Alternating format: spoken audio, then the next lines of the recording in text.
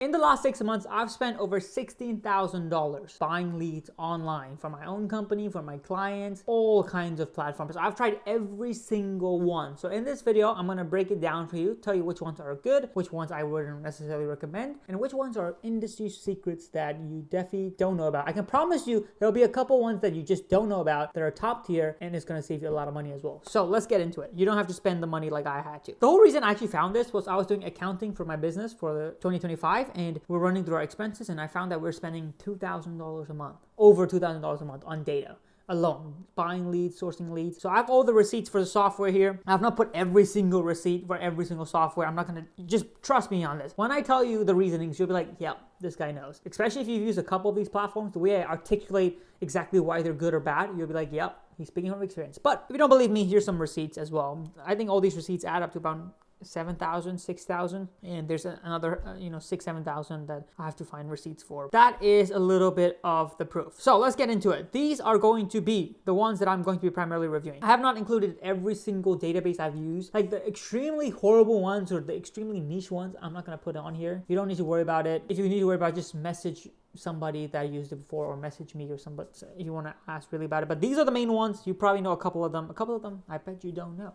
So let's get into it. Okay, Apollo. Everybody uses Apollo. Is it good? Is it bad? I'm going to put it in A. I think it's actually pretty good if you want to get a high number of leads, especially with email data. The data is a little old, maybe a year old compared to other sources, but extremely good for volume, and the data quality is pretty good. So I'm going to put it in A. Google Maps, I'm going to put it in C. If you're going for local businesses, obviously go for Google Maps, but it doesn't consist of, you're not going to find a marketing agency on Google Maps, right? So it's for a very particular niche, very local, brick and mortar. Some of them don't have websites. It's very hard to gauge the actual quality of the business on Google Maps. You can look at reviews. There's a lot of beginner businesses on Google Maps. It's quite a diluted list. One of the things I like about Google Maps is you can get reviews. So you can actually get review data for companies, which is super nice if you want to actually write good email copy or have nice personalized data. That is one thing I will give it credit for. Crunchbase is going to be an interesting one. It's pretty pricey, but I'm gonna put it in B. It's great for companies with financial data. So if you're looking for companies that recently just got funded,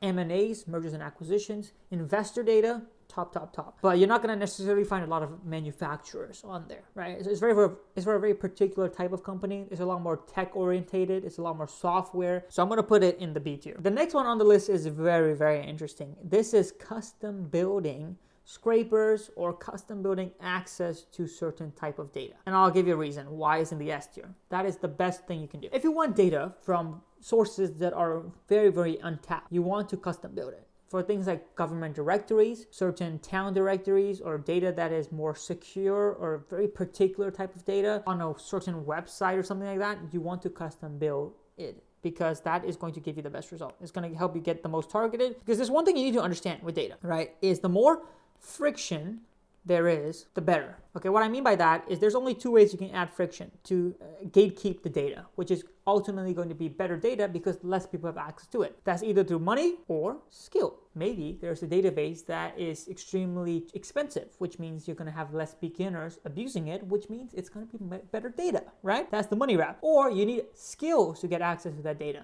like building a scraper. It might be a combination of both if you have to hire a programmer to build a scraper to get that data. So the more friction you can add to the data acquisition process, the better the data quality is going to be. It's going to be more of a pain for you initially, but at the end result, it's going to be worth the while. So if you can custom build it, you also get hyper targeted with the data. So if you want data for, like attendees of a certain conference, you can't really find that data on a database. You have to custom scrape it off maybe the website or the exhibition list of the actual conference. So to do that, you have to custom build it. So I'll put that in the S tier by far. And Clutch is the next one. This is primarily to find agencies, marketing agencies, IT companies, things like that. It's gonna be C. I would say it's decent. Not a lot of people are gonna put their profile on Clutch, so keep that in mind. But for agencies, great data. But for everything else, doesn't exist. So I'm gonna put it in that C. Predict Leads, you've probably not heard of this. I'm gonna put it in A. Predict Leads is actually not a lead sourcing database. It's an enrichment tool. So you, for example, you find a company, you say, hey, Predict Leads, this is a company I want more data on. It was like, hey, John, here is the job postings that are available. These are the new product lines that this company is launching. This is a new location that this company is opening up. So it's an enrichment tool. But it does have an API that helps you discover companies with certain job openings, companies that are opening up a new headquarter, companies that are launching a new product. So you're not going to get a ton of quantity of data. You're not going to find thousands and thousands, and it's actually very, very expensive, I would say. So I would put it in A. I would say it's more of a tool one. It's a little more advanced. I wouldn't go for it if I'm just starting out. Sales Navigator is the next one. I'm going to put Sales Navigator. I feel like we all know where this is going. S tier. Do I need to explain? Every other tool like Apollo, Crunchbase, and pretty much every other database just scrapes from Sales Navigator at the end of the day. So Sales Navigator has the newest data. It has the best data. So it's an easy S. One thing I would say with Sales Navigator is you definitely want to do an account search. So with Sales Navigator, there's two sections you can see in Sales Navigator. There is something called an account search, and there's something called a lead search. A lead search finds the individual people on Sales Navigator. Account search finds company accounts that are on Sales Navigator. Always do the account search. There's more of a process where you have to get, you have to find people within the company to contact, so it adds a layer of friction for yourself. But the categorization on account search is so much better. The next one is going to be job postings. So this is a tool called Their Stack, which you don't have to necessarily worry about the tool, but any kind of job posting is going to go in the F tier. A lot of people target job postings. Please don't do that. It's garbage. I've tried it. It's super saturated. Even if you're in recruitment, everybody goes for it. It's too obvious. And it just doesn't get results. Like, I found it hard to make it work. We have made it work with really strong offers, but for the most part, I've just found it other sources easier to do. That's all I'm saying. I'm not saying it's impossible to make it work. I'm just saying it's much, much harder because it's super competitive. So any kind of job postings, I don't care if it is LinkedIn jobs, Google jobs, Indeed, ZipRecruiter, anything, okay? Their Stack is just a tool that aggregates all the data. So it's a very good platform actually, where it gets job postings on all the major job posting sites. And it just gives you that data in a cleaned up form. The next one is going to be Exaya. This is going to be a B tier. It's a solid tool to get hyper specific. So for example, if you're saying, hey, I want companies that are going to a certain conference, they're based in the United States, and they've between 11 to 50 employees, and they've announced that they're doing this particular licensing in 2025. Because you need to remember, Exaya is not really a lead finding tool. It's more of same thing with Predict Leads, is an enrichment tool. How Exaya works is it's pretty much like an internet web crawler. So you say, hey, I want to find companies going to an event. What it does is it finds maybe this company posted on LinkedIn or maybe on their Facebook that they are going to this event. Exaya is able to get that data and say, hey, they posted on LinkedIn, which means they match your criteria. Here you go. So that's kind of how Exaya works. One thing with Exaya is super expensive.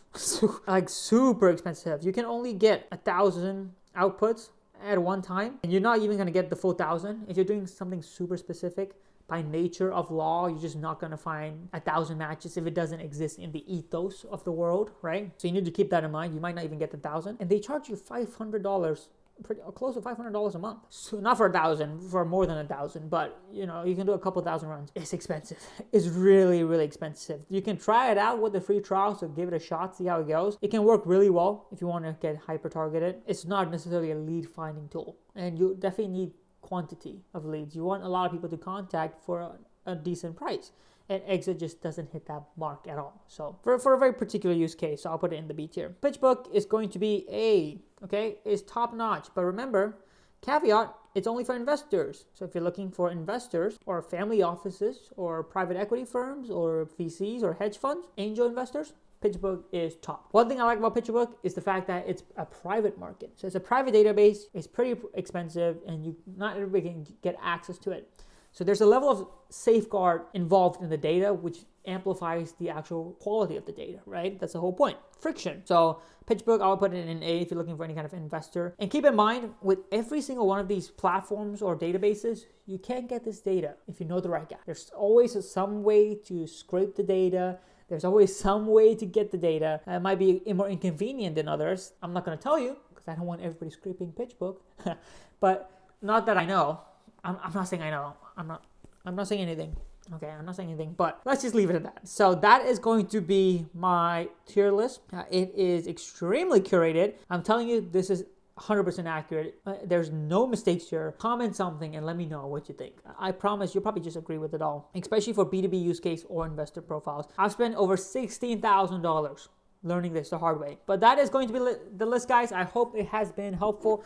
I hope you don't have to spend $16,000 to learn these lessons like I do, and just spend it on LinkedIn Sales Navigator and you won't regret it. The main thing is, I feel like a lot of people, when they see these databases, they get this phobia, like they're missing out by not buying or trying other. So hopefully I've saved you them some phobia. I've paid a heavy price for that phobia, so hopefully you don't have to go through that. Anything from B downwards, don't worry about it. I hope that's helped, guys, and I'll see you guys in the next video.